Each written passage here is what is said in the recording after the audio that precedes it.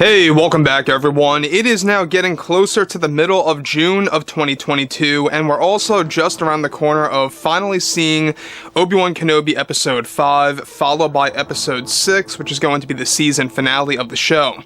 This is Mike Zero. Make sure to subscribe if you are new to the channel for future Star Wars updates. Also, by the way guys, make sure to drop a thumbs up on this video to support the channel. I thank you also very much for the kind support. It is greatly appreciated. Now, one thing about the Kenobi series that a lot of fans have been having a lot of issues with are, of course, a lot of elements that have to do with the character development of Kenobi. A lot of people are having a lot of problems with some of the editing in Episode 4, especially. We went over that actually a couple of days ago.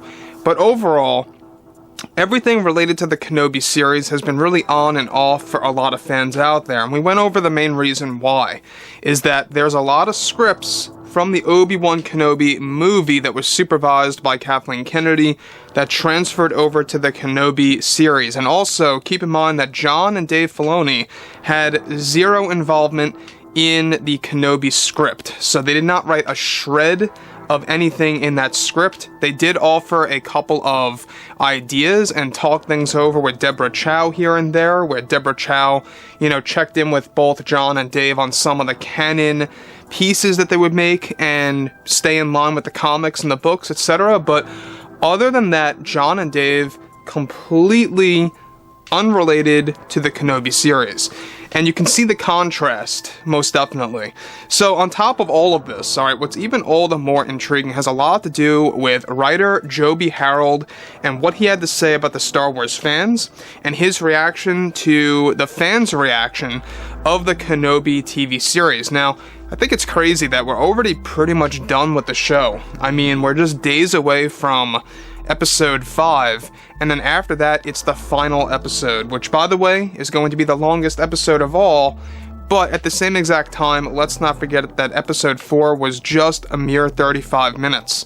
So, with that being said, however, of course, in a recent interview with Kenobi writer Joby Harold, he went on to express his frustration with the Star Wars fandom and offered a fuller explanation to some of the critics that he claims are dividing the fan base. Joby Harold went on to state the following: "It is always our intention to follow the lore and to never make a canon-breaking show. That's the last thing a creator wants to get involved in.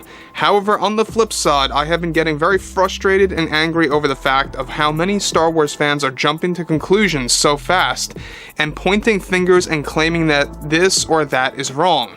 The biggest complaint that I am getting as a writer is that Kenobi never knew Anakin was Vader, or that Kenobi never knew that Vader was alive. Look, listen, we have multiple simple canon reasons that we are about to make final in the franchise.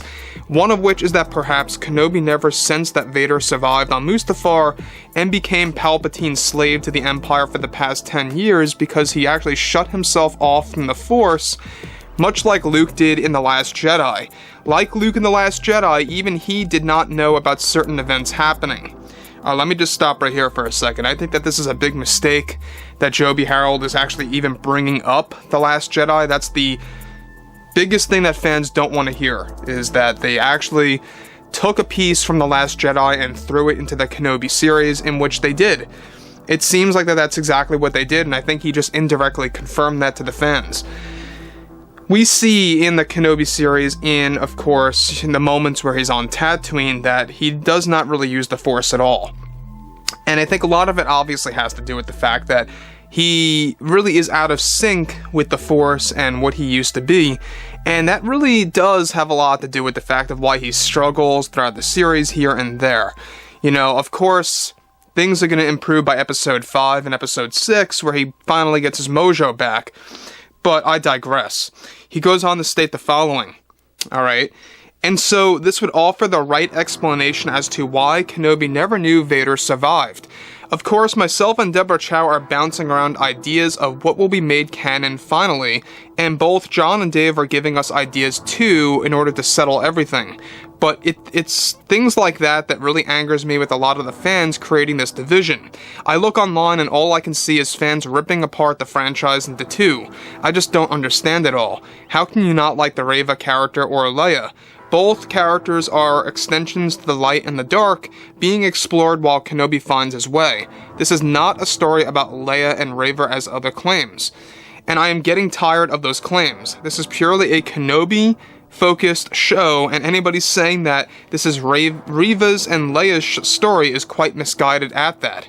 When I first joined this project and when I was told to write the script, I was always afraid and prepared for moments like this when the fans believe they are writers, and really know nothing about world building and character development. They just don't know a thing about that and how much work it really does take to make a story this big and embed it in the franchise. So, once again, let me just stop right here for a second of what Joby's saying is that Joby is basically saying that this is not Reva's show and that this is not Leia's show. Now, in my mind, alright, it's obviously a big focus. Both Reva and Leia are a big focus, and I think that's something that a lot of fans have issues with. And I will admit, I have issues with that as well in certain scenes. Again, I think that this Kenobi series, it really started off quite entertaining, quite okay. But once episode 4 came in, for me, things just started falling apart. The editing was so bad. You guys may have noticed the whole scene where he's holding back the water and he magically runs away from the water before the door closes. The other thing is where you have Kenobi holding Leia under his coat and he's walking past all the Imperial officers without an eye focused on him. It's straight out of a comedy like Austin Powers, or out of, something like the Three Stooges. That's what it really came across as to me.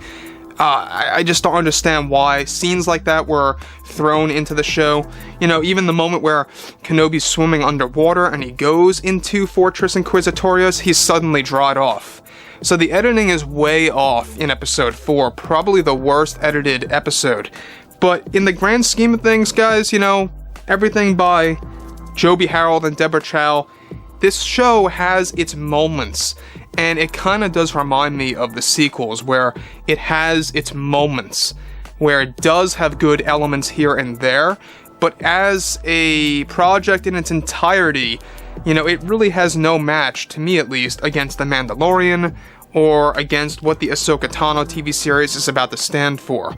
So, moving from all of that, he goes on to say, I believe we have a great story. Fans complaining that this story is all about Leia, they need to realize that we needed to find a way for some kind of drama to happen for Kenobi to actually go off-world.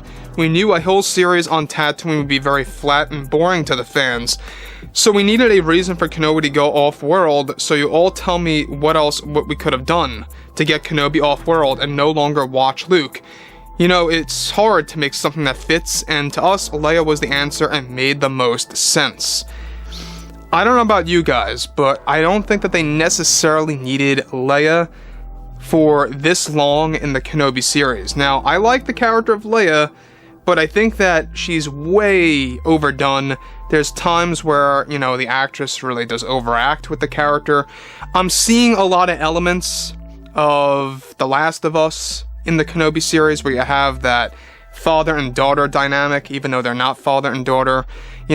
Especially where they had to make up their identities when they were on that truck with Freck. So you can see that that's the overall theme. But overall, guys, drop a comment below.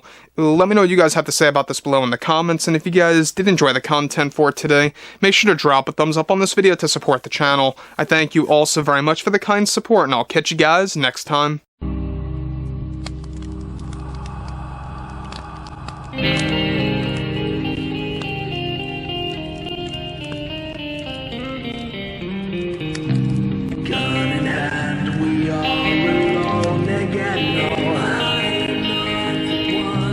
Night to